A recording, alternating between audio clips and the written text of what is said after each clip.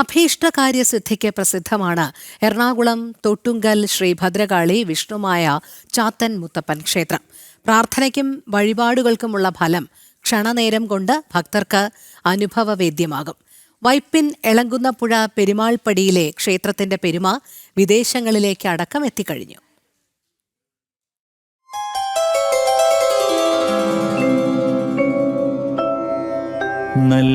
നല്ല കരിമ്പാന സമമായുള്ളൊരു പോത്തിൻ പുറത്തല്ലോ കയറിയിരുന്നു കൊണ്ട് ലോകം മുഴുവൻ ചുറ്റിപ്പറ്റിച്ചമച്ചും കല്ലും കട്ടകൾ കഠിന കൈകൊണ്ട് എടുത്തെറിഞ്ഞു കളിച്ചുല്ലാസത്തോടെ വാഴും തോട്ടുങ്കൽ വിഷ്ണുമായേ അവിടുന്നു കണ്ണാൽ കനിഞ്ഞീടണേ സ്വാമി, അവിടുന്നു കണ്ണാൽ കനിഞ്ഞീടണേ.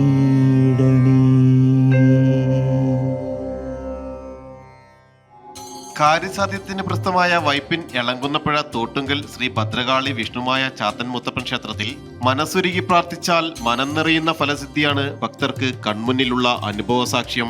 എല്ലാ ചൊവ്വാഴ്ചയും ദീപാരാധനയ്ക്ക് ശേഷവും എല്ലാ മാസവും സംക്രാന്തി ദിവസവും വിഷ്ണുമായയുടെയും പരിവാരമൂർത്തികളുടെയും ദർശനമുണ്ട്. ഏത് ക്ഷേത്രത്തിലേക്ക് ഒരു ഭക്തൻ പോകുന്നത് കാര്യസാധ്യത്തിന് തന്നെയാണ്. ഭക്തന് അഭീഷ്ടമായിട്ടുള്ള കാര്യങ്ങൾ ഭഗവാൻ നടക്കുന്നതിന് വേണ്ടിയിട്ട് എല്ലാ പൂജാരിമാരും ഒരേ സ്വരത്തിൽ ഒരേ മൂലമന്ത്രത്തിൽ കാര്യങ്ങൾ നടത്തി കൊടുക്കാനായിട്ട് പ്രാപ്തരാണ് എല്ലാവരും തന്നെ. മറ്റു ക്ഷേത്രങ്ങളെ അപേക്ഷിച്ചെന്ന് പറയുന്നത് ഇവിടെ നിത്യപൂജയാണ്. വിഷ്ണുമായ സ്വാമിക്ക് നിത്യപൂജ ആരാധന സമ്പ്രദായമുള്ളതാണ്. പഴയ കൗളാചാരം അനുസരിച്ചുള്ള പൂജാതി സമ്പ്രദായങ്ങളാണ് ഇവിടെ നടന്നുകൊണ്ടിരിക്കുന്നത്. രാവിലെ 6 മണിക്കാണ് നമ്മൾ ഇവിടെ ക്ഷേത്ര നട തുറക്കുന്നത്. നട തുറക്കുമ്പോൾ തന്നെ ഭഗവാന്റെ സഹോദര സ്ഥാനത്തിരിക്കുന്ന കന്നിമൂല ഗണപതി ഭഗവാനി ഗണപതി ഹവനം കഴിഞ്ഞിട്ടാണ് മറ്റു ആചാരാനുഷ്ഠാനങ്ങളും ഉഷപൂജകളും. ഉച്ചപൂജയ്ക്ക് ഭഗവാനെ കുട്ടിത്വത്തിലുള്ള പാൽപ്പായസ നിവേദ്യം കൊടുത്താണ് പൂജാതി സമ്പ്രദായം. മാതൃസ്ഥാനത്തിരിക്കുന്ന അമ്മ ഭദ്രകാളി അമ്മയായിട്ട് സങ്കല്പിച്ച് ഭഗവാന്റെ അമ്മയായിട്ടാണ് സങ്കല്പം കൊടുക്കുന്നത്. വൈകിട്ട് കാലത്ത് ആവാഹനം തന്നെ ഒരു കൗമാരപ്രായത്തിലേക്കാണ് ആവാഹിക്കണം. അതിനകത്ത് കൗളാചാരങ്ങൾ വരാറുണ്ട്. പൂജാ സമ്പ്രദായത്തിന് മറ്റു ക്ഷേത്രത്തിനും വേറിട്ടൊരു പൂജാ സമ്പ്രദായം വരുന്നുണ്ട്. 300 കൊല്ലങ്ങൾക്ക് മുമ്പ് നമ്പൂതിരിമാർ പൂജകൾ നടത്തിയ സ്ഥലമാണിത്. 300 വർഷങ്ങൾക്ക് മുമ്പ് ഇവിടെ മനയിൽ പൂജാതി കർമ്മങ്ങളോടെ ദുർഗാ ഉപാസകനായ ബ്രാഹ്മണനും അനുബന്ധമായി നാഗവും കുളങ്ങളും തോടുകളും എല്ലാം ഉണ്ടായിരുന്നു. ഭദ്രകാളി വിഷ്ണുമായ ചാത്തൻ ഉപാസകനായ ഇപ്പോഴത്തെ തോട്ടുങ്കൽ തറവാട്ടിലെ കാരണവരായ ഗുരുനാഥൻ ഇവിടെ തോട്ടിൻകരയിൽ വെച്ച് ഭഗവതിയെയും ചാത്തനെയും ഉപാസിച്ചിരുന്നു. ഗുരുവിന്റെ ഉപദേശങ്ങൾ പിന്തുടർന്ന് ഓംകാരൻ തന്ത്രി നടത്തുന്ന പൂജകൾക്ക് 10 മടങ്ങ് ശക്തിയാണ്. നാൾക്ക് നാള് ക്ഷേത്രത്തിലേക്ക് ഭക്തജനങ്ങൾ ഒരു പബ്ലിസിറ്റി പോലും ഇല്ലാതെ വരുന്നതിൻ്റെ ഒരേ ഒരു കാരണം എൻ്റെ ഗുരുനാഥൻ്റെ ഉപദേശം കൊണ്ടാണ് ഈ ക്ഷേത്രാചാരങ്ങളും അനുഷ്ഠാനങ്ങളും നിത്യേന നടന്നുകൊണ്ടിരിക്കുന്നത്. ഒരു ഗുരുവിൻ്റെ ഉപദേശവും ഇല്ലാതെ ഒരു ചാത്തൻ സേവ ചെയ്യരുത്. എല്ലാവർക്കും ചാത്തൻ സേവ ചെയ്യാം. ഏത് അമ്മയ്ക്കായാലും കുട്ടിക്കായാലും പെൺപിള്ളേർക്കായാലും ഒരു കുഞ്ഞു കുട്ടിക്ക് പോലും ആണെങ്കിൽ ഇപ്പോൾ ദാമ്പത്യ സുഖത്തോട് ജീവിക്കണവർക്കാണെങ്കിലും ചാത്തൻ സേവ ചെയ്യാം. ഒരു കുഴപ്പമില്ല. അതിനൊന്നും ഭഗവാൻ ഒന്നും കൽപ്പിച്ചിട്ടൊന്നുമില്ല. പക്ഷേ അതിനൊരു ഗുരുനാഥൻ ഉണ്ടായിരിക്കണം. ഒരു ദീക്ഷ കൃത്യമായിട്ട് ഉപദേശം കിട്ടിയിരിക്കണം എന്ന് മാത്രമേ ഉള്ളൂ. ഈ ഒരു ദീക്ഷ കിട്ടിയതിൻ്റെ ഫലമാണ് ഈ ക്ഷേത്രം നാൾക്ക് നാൾ ഗുരുനാഥൻ്റെ ഇച്ഛപ്രകാരം നടത്തിക്കൊണ്ട്. എൻ്റെ ഗുരുനാഥൻ മരിച്ചിട്ട് ഇപ്പോൾ 3ാമത്തെ 4ാമത്തെ വർഷം വരികയാണ്. ഭഗവാന്റെ ഗുരുനാഥന്റെ അനുഗ്രഹത്തിലാണ് ഈ ക്ഷേത്രാചാരങ്ങൾ പോകുന്നത്.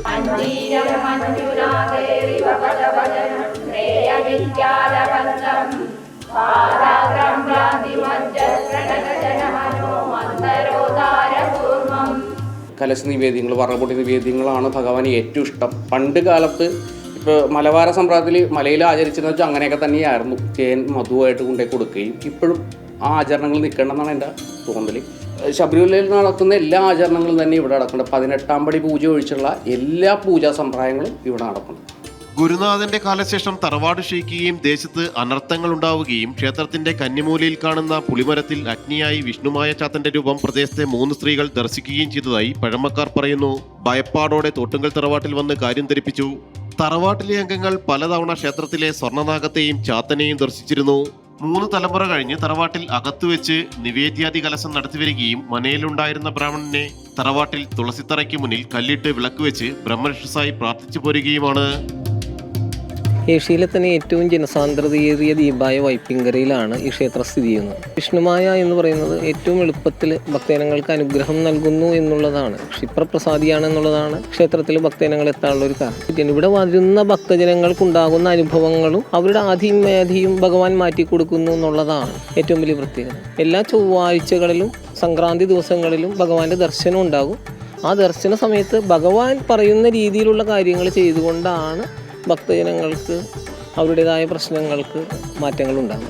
കേരളത്തിൽ തിരുവനന്തപുരം മുതൽ കാസർഗോഡ് വരെയുള്ള ഭാഗത്തു നിന്നുള്ള ആൾക്കാരും കേരളത്തിന് പുറത്ത് വിദേശത്തു നിന്നുള്ളവരും തന്നെ പലരും ക്ഷേത്രത്തെക്കുറിച്ച് അറിഞ്ഞ് അവരുടെ ബന്ധുമിത്രാദികളൊക്കെ പറഞ്ഞറിഞ്ഞ് പലരും ക്ഷേത്രത്തിൽ എത്തിച്ചേരാറുണ്ട്. അവർക്കൊക്കെ നല്ലൊരു അനുഭവം ഉണ്ടായിട്ടുണ്ട്. നമ്മളെ സംബന്ധിച്ചിടത്തോളം ഈ ക്ഷേത്രത്തിന് നമുക്ക് പ്രത്യേകിച്ചൊരു അജണ്ടയൊന്നുമില്ല. ജാതി മതഭേദമന്യേ എല്ലാവരെയും നമ്മൾ ക്ഷേത്രത്തിൽ സ്വീകരിക്കും. കമ്മിറ്റികളിൽ പോലും നാനാജാതി മതസ്ഥരുണ്ട് എന്നുള്ളതാണ് ഈ ക്ഷേത്രത്തിൻ്റെ പ്രധാനമായ മറ്റൊരു സവിശേഷത. ചാത്തൻ ശാസ്താവ് തന്നെയാണെന്ന് തോട്ടുങ്കൽ ക്ഷേത്രം മഠാധിപതി ഓങ്കാരൻ തന്ത്രി പറഞ്ഞു. 6 മണിക്ക് നട തുറന്ന് ചടങ്ങുകൾ ആരംഭിക്കും. ആചാരാനുഷ്ഠാനങ്ങൾ വെച്ചാൽ രാവിലെ ഉള്ള പൂജകളിൽ ഭഗവാൻ ആ 4 വയസ്സുള്ള ഒരു കുട്ടിയായിട്ടുള്ള സങ്കല്പത്തിൽ ശാസ്താവിനെ തന്നെ കുട്ടി ശാസ്താവായിട്ടുള്ള കുട്ടിച്ചാത്തൻ എന്ന് പറയും. പഴമക്കാരനെ കുട്ടിച്ചാത്തൻ എന്നാണ് പറഞ്ഞു വെച്ചത്. അതിനെ സംസ്കൃതവൽക്കരിച്ചപ്പോൾ ശാസ്താവ് എന്നുള്ള സമ്പ്രദായത്തിലേക്ക് മാറി. ഇപ്പോൾ ശബരിമല ഇരിക്കുന്നത് തന്നെ ശാസ്താവാണെന്ന് നമ്മളുടെ സന്യാസി വര്യർ സ്വാമിജി ചിദാനന്ദപുരി സ്വാമികൾ തന്നെ പറഞ്ഞിട്ടുള്ളതാണ്. അപ്പോൾ എല്ലാവർക്കും അറിയാം അവിടെ മലഭാഗത്തിൽ മലബാര സമ്പ്രദായത്തിൽ ചാത്തൻ സേവയാണ് എന്ന്. ചാത്തൻ സേവയെന്ന് കേൾക്കുമ്പോൾ മറ്റുള്ളവർക്ക് നെറ്റി തുടിച്ചൊടുങ്ങുന്നത് എന്താണെന്ന് നമുക്ക് മനസ്സിലാക്കാൻ പറ്റുന്നില്ല. സംസ്കൃത ഭാഷയിൽ ശാസ്താവ് എന്ന് പറഞ്ഞാൽ മനുഷ്യർക്ക് ഭയങ്കരമായിട്ടുള്ള വൈഷ്ണവ മൂർത്തിയായിട്ട് സങ്കല്പിക്കുന്നു. ചാത്തൻ എന്ന് പറയുന്ന മലയാള ഭാഷയിലേക്ക് വരുമ്പോൾ നെറ്റി ചുളുങ്ങുന്നു. അത് ചാത്തൻ സേവയായിട്ട് കാണുന്നു. ചിലപ്പോൾ ഒരു സാത്താൻ സേവ എന്ന് പറയുന്ന സമ്പ്രദായം ഉണ്ടല്ലോ, അതിന് ഇൻക്ലൂഡ് ചെയ്ത് സംസാരിക്കുന്ന ജനങ്ങൾ ഹിന്ദുക്കളിൽ തന്നെയുണ്ട് നിലവിൽ. അറിയാതെ വന്നിരിക്കുന്ന വിഷയങ്ങളാണ്, അല്ലാതെ ചാത്തനാണ് ശാസ്താവ്. എല്ലാ ചൊവ്വാഴ്ചയും വൈകിട്ട് കലശപൂജയും ഭദ്രകാളിയമ്മയ്ക്ക് പുറത്താചാരവും നടന്നു വരാറുണ്ട്. മണ്ഡലകാലം കഴിയുന്ന അടുത്ത ദിവസം കളമെഴുത്തും പാട്ടും നടക്കുന്നുണ്ട്. പരസ്യങ്ങളൊന്നുമില്ലാതെ ഓരോരുത്തരുടെയും അനുഭവങ്ങളിൽ നിന്ന് കേട്ടറിഞ്ഞാണ് അത്ഭുതങ്ങളുടെ ഈ വിശ്വാസ ലോകത്തേക്ക് ആളുകൾ എത്തുന്നത്.